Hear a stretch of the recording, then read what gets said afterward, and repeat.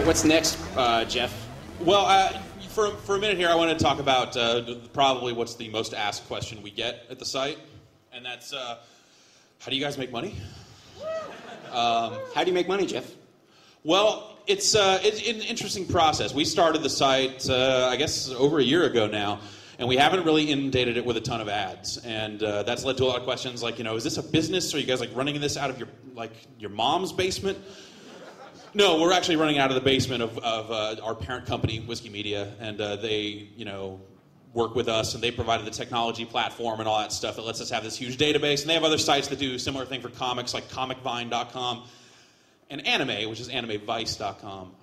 And basically, we didn't want to have ads on day one, because when you're a small site with ads on day one, it means you're signing up for some weird ad network, and it's all dick pills and credit reports.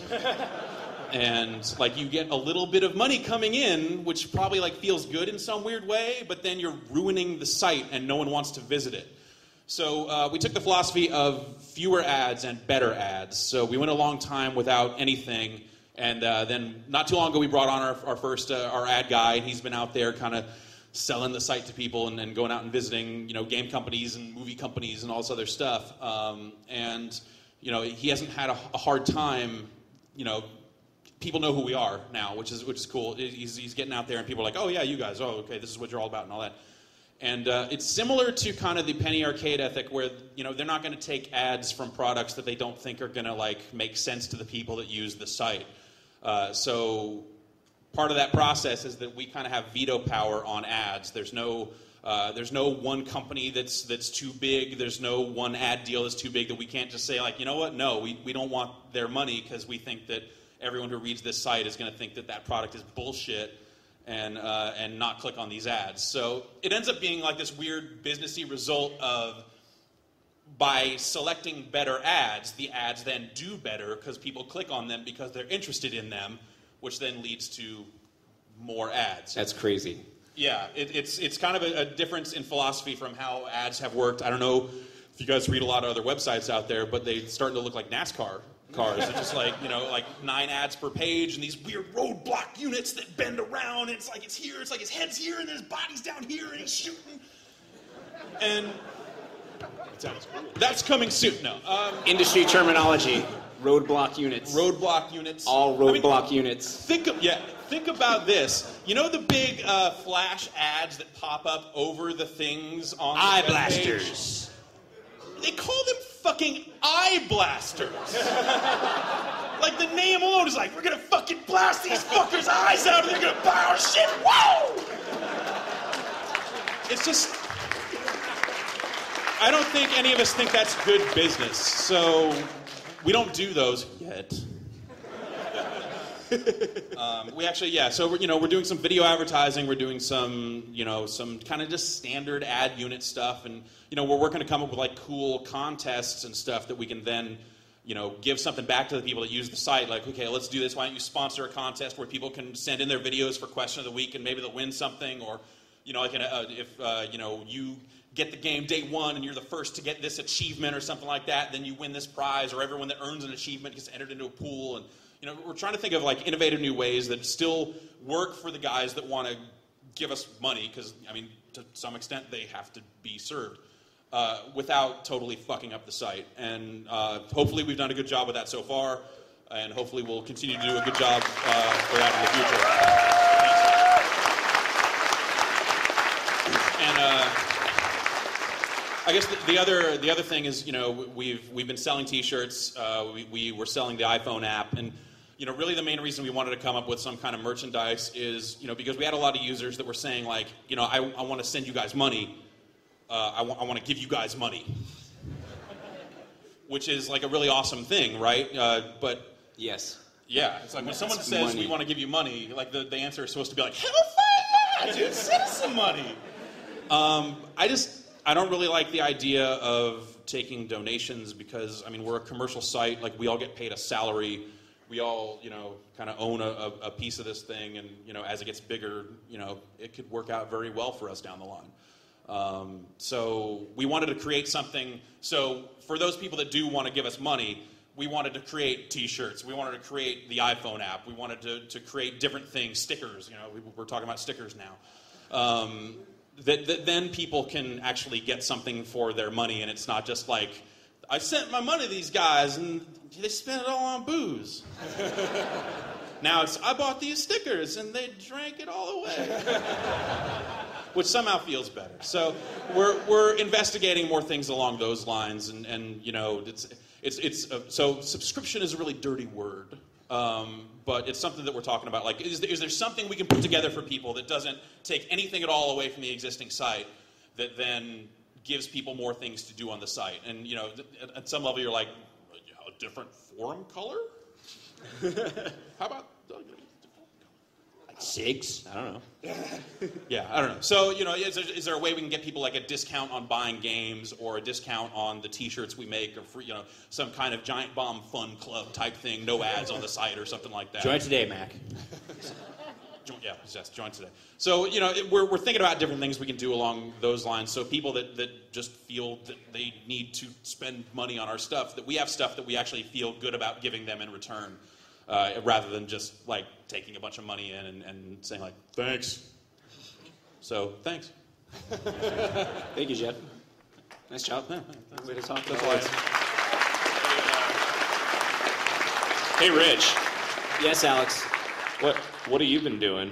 Nothing much. No, nothing. Nothing? Nothing. You haven't done anything? Nothing. No. I got married. Yeah. Thank you. Just 2 weeks ago. Now, I brought a picture. I have spent 6 years hiding this girl from you, all the internet, because I was afraid of what nefarious things you do, but there we are. It was a beautiful ceremony. And yes, I did call her for permission to show that picture before this. Yeah. Yes. I understand you honeymooned in Bermuda. We went to Bermuda. It was glorious. Was there, I mean, did you make it back? Yeah, actually, it was good. Yeah, I'm here now. Or are you? I went snorkeling in the Bermuda Triangle. And did you make it back? Becca got stung by a jellyfish. Oh, yeah, see, a jellyfish sting. Yeah, right? Yeah. Let's not talk about that. Okay. All right. But I'm a producer now for 38 Studios, and if you guys haven't heard, have you guys heard of 38 Studios? Anyone out there? See, that cheer is going to get so much louder when we're allowed to start talking about what we're doing. But if you haven't heard 38 Studios, it's a company founded by Red Sox pitcher Curt Schilling. I think I saw a Red Sox hat somewhere out there. All right, there it is. Thank you. Nice. Beta key to StarCraft 2 for the hat. I got nothing. Yes. No. Started by Curt Schilling.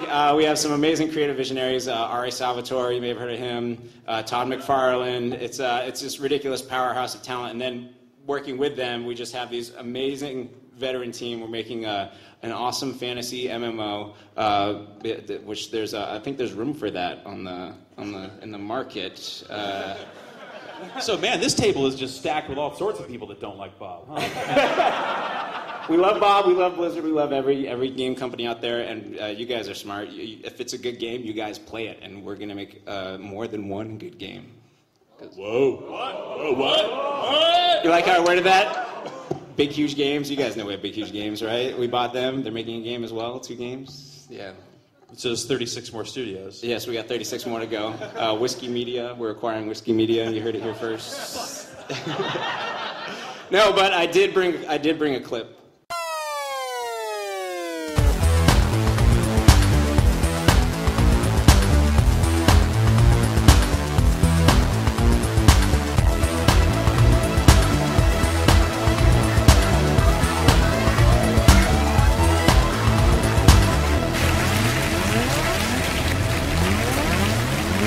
So I don't know how much time we have left. We have 5 minutes, which is perfect, Jeff. Yes, it's perfect. It's perfect. This is my favorite part of the panel. It doesn't get any better than this.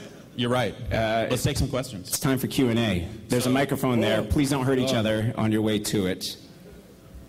Yeah. And keep the questions quick and fast because we want to get to as many of them as possible. Jeff, do we have anything for good questions in a bag behind us? Yes. Every question we get to, come up here and I'll give you a shirt. Nice.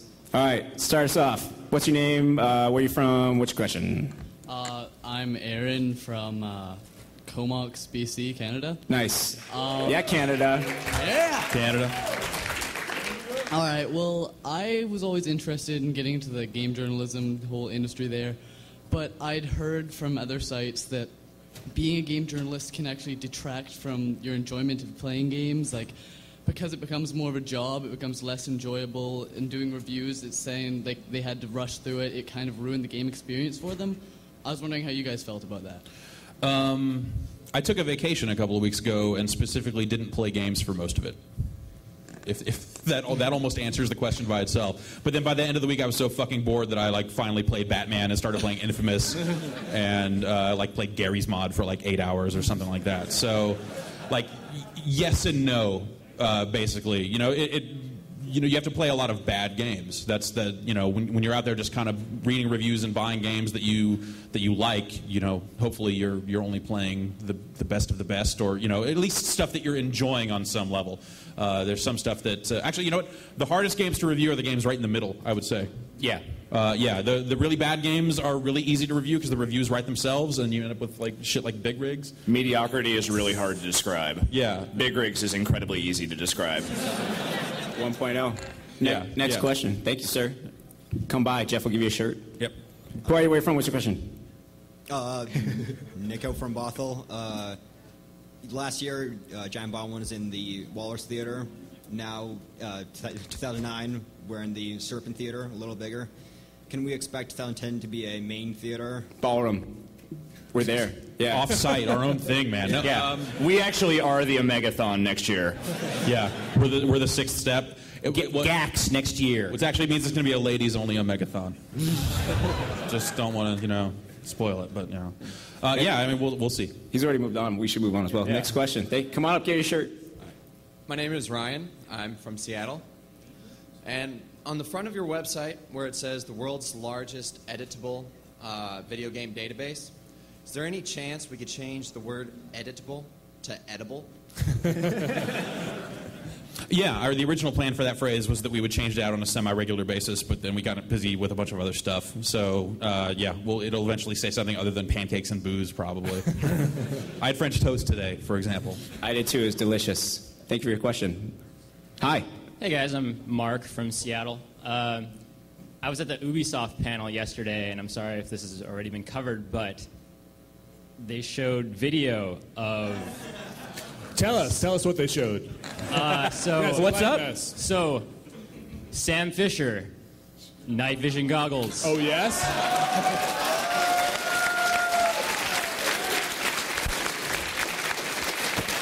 We covered this in last night. We did a special PAX edition of the Bombcast here in Seattle, and we had a bunch of special guests, including Kotaku's Stephen Totilo, who was at that panel, and he revealed this information to us. And we didn't believe him. No, I absolutely believe him, and I've lost. Okay, I get it.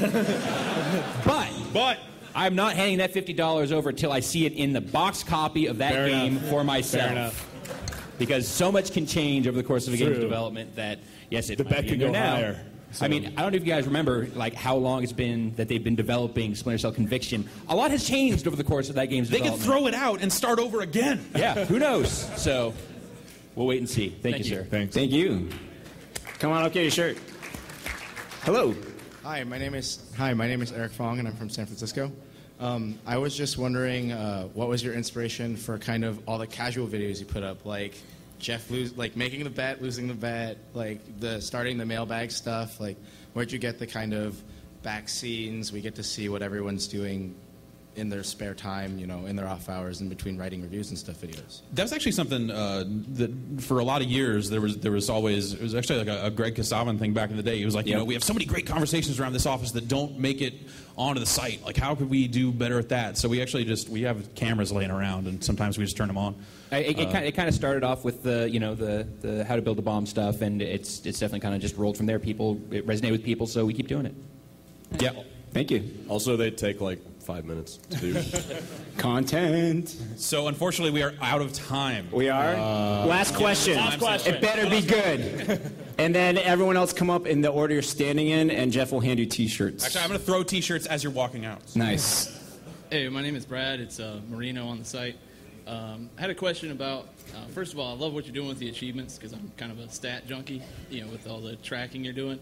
But I kind of missed on the old version of the site where you had like the top 10 of everything? Like, what was the most edited thing yesterday?